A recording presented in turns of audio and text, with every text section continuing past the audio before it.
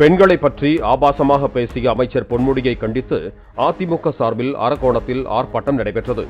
இதில் பேசிய நடிகை கௌதமி பொன்முடியை அமைச்சர் பொறுப்பிலிருந்து நீக்க வேண்டும் என வலியுறுத்தினார்.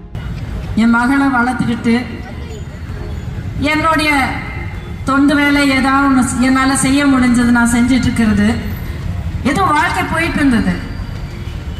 ஆனா போன வருஷம் என்ன நானே புரட்சி தலைவி அம்மாவுடைய கழகத்துல அண்ணன் எடப்பாடியார் அவர்களின் தலைமையில இன்னைக்கு மக்களுடைய சேவையில ஈடுபட்டு இருக்கிற அனைத்து இந்திய அண்ணா திராவிட முன்னேற்ற கழகத்துல நான் என்ன இணைச்சு கொண்டதுக்கு காரணம் என்னன்னா, 4 ஆண்டு காலமாக திமுக ஆட்சியை பார்த்து நடந்துகிட்டு இருக்கிற அவலங்களையும் அநியாயங்களும் பார்த்து என்னால அமைதியா இருக்க முடியல.